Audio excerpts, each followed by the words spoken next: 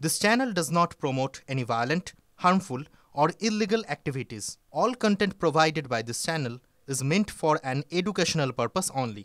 Ticket না পেয়ে বেসুরো বর্ষিয়ান কংগ্রেস নেতা আবু হাসেম খান চৌধুরী প্রধানমন্ত্রীর ভূয়সী প্রশংসা। সিএএ নিয়ে ভুল বোঝানো হচ্ছে মন্তব্য চারবারের কংগ্রেস সাংসদের।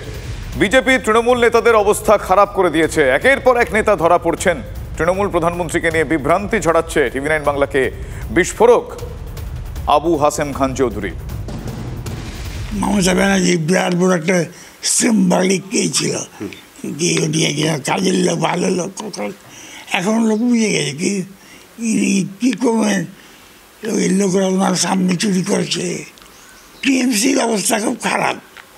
এখন ভোটাররা ওকে যে ক্ষমা করে আমি বলতে পারবো না, কিন্তু এমনি মানুষের সঙ্গে কথা বলেন লোকেরা বলবে যে চলবে সিএএ বা এনআরসি দিয়ে কি তৃণমূল মানুষদেরকে মুসলিমদেরকে ভুল বোঝাচ্ছে? ডেফিনেটলি কি ভুল বোঝাচ্ছে? এই আইন তো বিজেপি আনেনি, সেটা বলতে হবে। আর এই আইনে মাধ্যমে কাউকে লোক বা ক্ষতিগ্রস্ত হয়েছে সেটা বলতে হবে। খালি প্রোপাগান্ডা করলে তো হবে না। বিজেপিতে অনেক ভালো ভালো লোক আছে। আমি মনে করি যে মোদি সাহেব কারো যদি মতামত না নেন তো উনি অনেক ভালো কাজ করুন। যত খারাপ দেখানো হচ্ছে খারাপ ইলেকশনের পরে এগুলো ঠিক হয়ে যাবে। এগুলো প্রোপাগান্ডা হচ্ছে যদি ভোট পাওয়া যায়। ভোটের মুখে জোটে মেঘ, বামেদের ডাকে সাড়াই দিল না কংগ্রেস। কোচবিহার আসনে প্রার্থী প্রত্যাহারের অনুরোধ রাখল না কংগ্রেস। কোচবিহারে প্রতিদ্বন্দ্বিতার রাস্তা থেকে সরল না অধীর রঞ্জন চৌধুরীর দল। কোচবিহারে PR রায়চৌধুরীকে প্রার্থী করে কংগ্রেস। কংগ্রেস কথা শুনল না, এমনই প্রতিক্রিয়া বিমান বসুর। কোচবিহারের মতো ঘটনা দু একটা জায়গায় হতে পারে এমনটা বললেন কংগ্রেস নেতা প্রদীপ ভট্টাচার্য। অনেক আগেই কোচবিহারে প্রার্থী দিয়েছে ফরওয়ার্ড ব্লক। সব মিলিয়ে কোচবিহার আসনে বাম কংগ্রেস সমঝোতা 20 বাও জলে। জানি না, আমাকে আমাদের সম্মানীয় সভাপতির ফোন মানে প্রার্থীর কাছেও আসেনি, আমার কাছেও আসেনি। তো আমরা সুতরাং এটা জানি না কার ঘরে কে কোথায় কি মিডিয়ার কথা শুনে তো বলা যাবে না। বা আমাদের যে অফিসিয়াল কোনো চিঠি আমাদের কাছে এসে পৌঁছয়নি। কানে কথায় কে কোথায় কি বলছে, আমি টিভিতে কি বলে দিলাম, আমি যদি নিজেকে টিভিতে বলি আমি ভারতবর্ষের প্রধানমন্ত্রী, সেটা তো আর হবে না। সিপিএম যদি আমাদেরকে এখানে সমর্থন না দেয়, সিপিএমকে ঠিক করতে হবে ওই ইন্ডিয়া, যে আমরা ইন্ডিয়া জোটের প্রার্থী, ইন্ডিয়া জোটের সঙ্গে থাকবে কি না।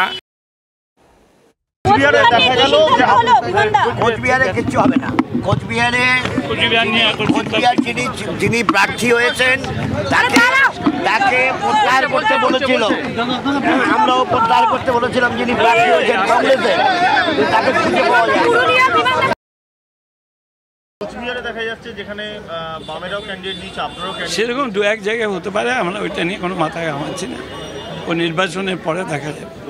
জোটের বিষয়টা তাহলে রইল না। দেখো, দু একটা জায়গায় এরকম হতেই পারে, কিন্তু তার মানে এই নয় যে সারা বাংলায় কিছু হবে। এই তো আমরা তো এখানে করছি।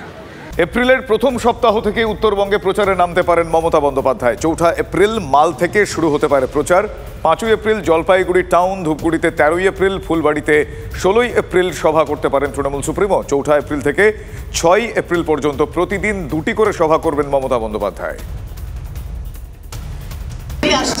নেত্রী আগামী 4 তারিখ মালবাজার বিধানসভা এবং 5 তারিখ জলপাইগুড়ি বিধানসভা, আমাদের 13 তারিখ রাখলাম ফুলবাড়ি বিধানসভা এবং 16 তারিখে ধূপগুড়ি বিধানসভায় আমাদের সর্বোচ্চ নেত্রীর প্রোগ্রাম। মাননীয় মুখ্যমন্ত্রী এই নির্বাচনী সভা এই জলপাইগুড়িতে, এটা আমাদের কাছে অত্যন্ত আনন্দের খবর এবং অত্যন্ত এটা এই সময়টা 4টা সভায় মানে সর্বোচ্চ নেত্রীকে পাওয়া, এটাই অনেক বড় ব্যাপার। অন্যদিকে নদীর ওপর কংক্রিটের সেতু যদি তৈরি করা না হয় তাহলে তারা ভোট দেবেন না। এক প্রকার ভোট বয়কট। ধূপগুড়ির গিলান্ডি নদীতে কংক্রিটের সেতু তৈরি না হওয়ায় ক্ষোভ সেখানকার মানুষজনের মধ্যে। ঝাড় আলতা 1 এবং 2 পঞ্চায়েতের বাসিন্দারা ক্ষোভে ফুঁসছেন। প্ল্যাকার্ড হাতে বিক্ষোভ ধূপগুড়ির ঝাড় আলতা পঞ্চায়েতে। বাঁশের সাঁকোয় ঝুঁকি নিয়ে পারাপারের দুর্ভোগ গ্রামবাসীদের। অভিযোগ, পাকা সেতুর প্রতিশ্রুতি সার সেতু তৈরি হয়নি। প্রতিশ্রুতি দিয়েও কথা রাখে না কোনো রাজনৈতিক দল, তাই তারা তাদের ক্ষোভ প্রকাশ করেছেন ঠিক এইভাবে। ভোট বয়কট করবেন তারা যদি কংক্রিটের সেতু তৈরি না হয়। এই যে ব্রিজ, বাঁশের ব্রিজ কখন থাকে কখন নাই, বর্ষাকালে তো মনে করে ভেসে চলে যায়। স্কুলে মনে করে এই যে এখানে টিউশনি পড়ায় বাচ্চাগুলো, এই যে কাপড় উঁচু করে যাবে, আর এখন তো সাইকেল টাইকেল নিয়ে অসুবিধা হয়, স্কুল যাতায়াত করতে অসুবিধা হয়। এখন কি করবে, নদী দিয়ে পার হতে লাগে, ব্রিজ নাই, সরকার কিছু ব্যবস্থা করতেছে না। দীর্ঘদিন থেকে শুনি এইখানে নাকি পাকা সেতু হচ্ছে, কিন্তু আমরা এই গ্রামবাসীদের মুখে শুনতে পাই যে এইখানে পর 2 নাকি মাটি পরিষ্কার করা হয়ে গেল। সবাই বলতেছে না ব্রিজ এবার হচ্ছে, কিন্তু পরক্ষণে আমরা কি জানতে পারলাম যে এইখানে সেতু না হয়ে যেখানে মানুষের যোগাযোগ ব্যবস্থা খুব কম, যেদিক রাস্তাটা মানুষের নিত্য প্রয়োজনের দরকারই নেই, সেইখানে নাকি ব্রিজ হচ্ছে।